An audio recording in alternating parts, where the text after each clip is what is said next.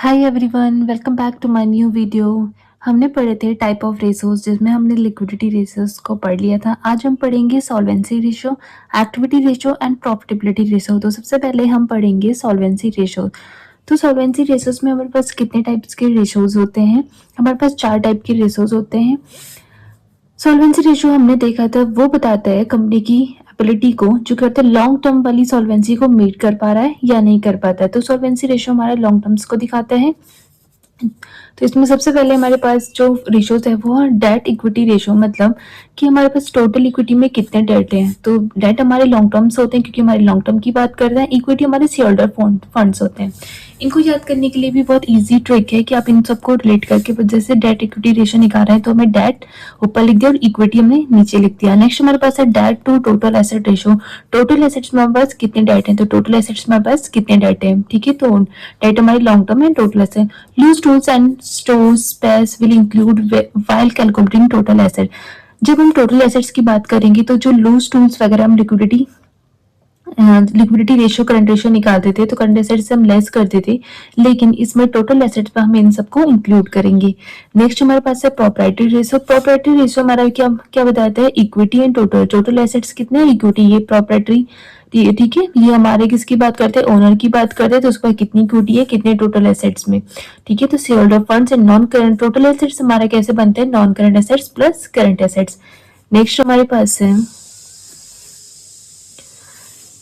Fourth, हमारे पास है interest coverage ratio. Interest coverage ratio ये इंपॉर्टेंट है, ये एग्जाम पे आता है।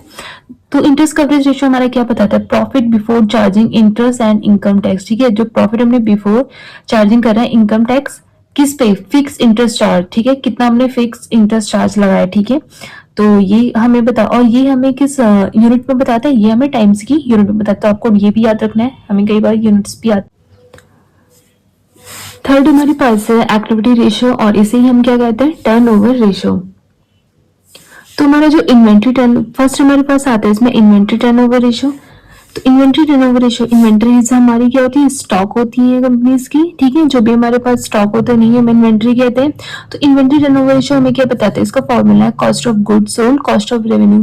गुड्स सोल्ड को हम क्या बोलते हैं, cost of revenue from operations divided by average inventory, और ये भी हमारे किस में बताता है, टाइम्स में। ठीक है, तो इन्वेंट्री टर्नओवर रेशियो को निकालने के लिए भी इजी है कि जब इन्वेंट्री हम एवरेज इन्वेंट्री करेंगे तो इन्वेंट्री में हम क्या देखेंगे, अगर इन्वेंट्रीज को देखें तो उसमें हम देखेंगे कि हमारी कितनी कॉस्ट लगी है गुड को सोल्ड करने में, उस इन्वेंट्री को सोल्ड करने में हमें कितना पैसा लगा है, तो उसको हम देखेंगे।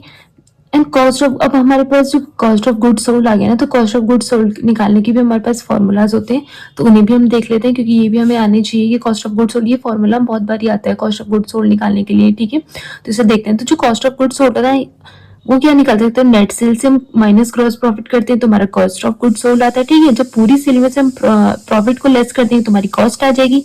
दूसरा फॉर्मूला है इसका कि हम कॉस्ट ऑफ गुड सोल्ड कैसे निकालेंगे, ओपनिंग इन्वेंट्री, ठीक है, plus purchase carriage wages other, मतलब सारे ही परचेज कैरेज कौन से हैं, opening inventory plus direct expenses. जो भी हमारे डायरेक्ट एक्सपेंसेस होते हैं उनको हम प्लस करेंगे और माइनस करेंगे क्लोजिंग इन्वेंट्री क्लोजिंग स्टॉक से। ठीक है, तो ये हमारा कॉस्ट ऑफ गुड्स सोल्ड आ जाएगा। हमारे पास दो टाइप के फॉर्मूलाज होते हैं। एवरेज इन्वेंट्री हमारी कैसे आएगी, opening inventory plus closing inventory divided by 2, तो हमारी क्या आ जाएगी, एवरेज इन्वेंट्री आ जाएगी। Note, loose tools stores and spares are excluded while calculating inventory turnover ratio. और इसमें जब हम क्या करेंगे, इन्वेंट्री टर्नओवर से निकालेंगे, इन्वेंट्री निकालेंगे, तो उसमें ये लूज टूल्स स्टोरेज स्पेयर्स वगैरह हम क्या करेंगे, इसको लेस करेंगे क्योंकि ये सारा पार्ट किसका है, ये मैन्युफैक्चरिंग प्रोडक्शन का पार्ट होते हैं, तो इसलिए हम इसे यहाँ पे लेस करेंगे।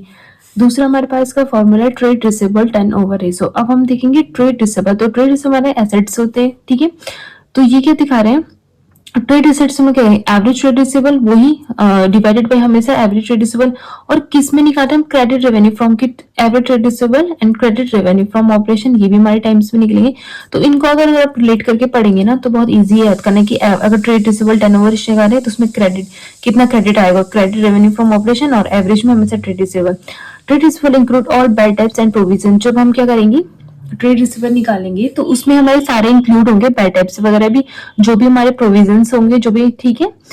डेटर के साथ सारे ऐड होंगे। थर्ड हमारे पास है trades payable turnover ratio. यहाँ पे ट्रेड रिसीवेबल था, अब है ट्रेड पेबल, तो इसमें क्या होगा, सिर्फ नेट क्रेडिट वाली परचेज को हम देखेंगे कि हमने कितना कितना परचेज करा है। इसमें रेवेन्यू मतलब सेल्स वाली, जब हम ट्रेड रिसीवेबल की बात करें तो हम रिसीव वाली यानी सेल्स की, रेवेन्यू का मतलब होता है सेल्स वाली चीजों को देख रहे हैं। जब पेबल की बात करें तो हमारे पास कितना नेट क्रेडिट परचेज है, कितना नेट क्रेडिट परचेज है हमें देने को, किस में से, एवरेज ट्रेड रिसीवेबल में से, और ये भी हमारा टाइम्स में आता है। देन हमारे पास आता है वर्किंग कैपिटल टर्नओवर रेशो। और वर्किंग कैपिटल आपको पता होती है, वर्किंग कैपिटल हमारी होती है current assets minus current liabilities, और इसका फॉर्मूला होता है वर्किंग कैपिटल टर्नओवर रेशो का कि रेवेन्यू फ्रॉम ऑपरेशंस यानी नेट सेल्स, हमारी नेट सेल कितनी है वर्किंग कैपिटल में से ही, ठीक है, वर्किंग कैपिटल में कितनी हमारी नेट सेल है, तो इजी है ये याद करना। एंड फोर्थ हमारे पास है प्रॉफिटेबिलिटी रेशो, और इसे हम क्या बोलते हैं, इनकम रेशोज। फर्स्ट हमारे पास है ग्रॉस प्रॉफिट रेशो। सबसे पहले हम क्या निकालते हैं, ग्रॉस निकालते हैं। तो ग्रॉस प्रॉफिट हमारा कैसा था, gross profit divided by revenue from operation into 100। तो ग्रॉस प्रॉफिट रेशो का भी हमारे पास बहुत बारी फॉर्मूला आता है, ठीक है। तो ग्रॉस प्रॉफिट रेशो हमारा कैसे निकले, ग्रॉस प्रॉफिट, ठीक है, किस में से, ग्रॉस प्रॉफिट हमें हम सेल को ही देखेंगे ना, सेल में हमारे कितना है, रेवेन्यू फ्रॉम ऑपरेशन इनटू 100, तो हमारे क्या आ जाएगा, gross profit ratio.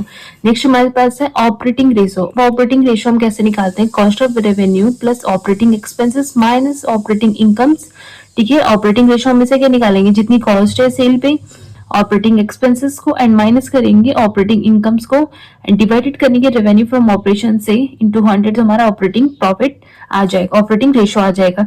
Depreciation amortisation are included in operating expenses, ठीक है, और डेप्रिसिएशन वगैरह अगर अमोर्टाइजेशन वगैरह तो उसको हम इंक्लूड करेंगे ऑपरेटिंग एक्सपेंसेस में, क्योंकि ये हमारा किसका पार्ट होती है, ऑपरेटिंग का पार्ट होता है। थर्ड हमारे पास है नेट प्रॉफिट रेशो। अभी तो हमने ग्रॉस निकाले, अब नेट प्रॉफिट रेशो कैसे निकालेंगे, नेट प्रॉफिट आफ्टर टैक्स, ठीक है, नेट प्रॉफिट आफ्टर टैक्स निकालेंगे। टैक्स के बाद देने के बाद जो प्रॉफिट है किसमें से, revenue from operation net sales में इनटू 100। उसके बाद हमारे पास है ऑपरेटिंग प्रॉफिट रेशो। यहाँ पे ऑपरेटिंग रेशियो था, ये है operating profit ratio. Operating profit इसका निकालेंगे हम, operating profit divided by revenue from operation into 100, ठीक है। तो ऑपरेटिंग प्रॉफिट निकालेंगे, डिवाइडेड करेंगे रेवेन्यू फ्रॉम ऑपरेशन से, तो हमारा ऑपरेटिंग प्रॉफिट रेशियो आ जाएगा।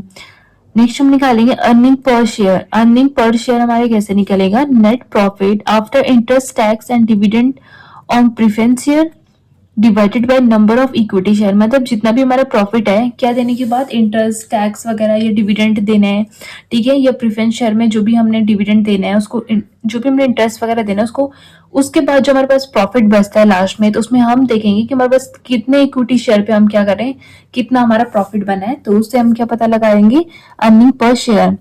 नेक्स्ट हमारे पास है प्राइस। नेक्स्ट हमारे पास प्राइस अर्निंग रेशियो। तो ये हमारा कैसे निकलता है, market price of the equity share की, मार्केट में उसकी क्या, इक्विटी शेयर की क्या वैल्यू है, divided by earning per share, कितना हम उस पर अर्न कर रहे हैं पर शेयर में, ठीक है।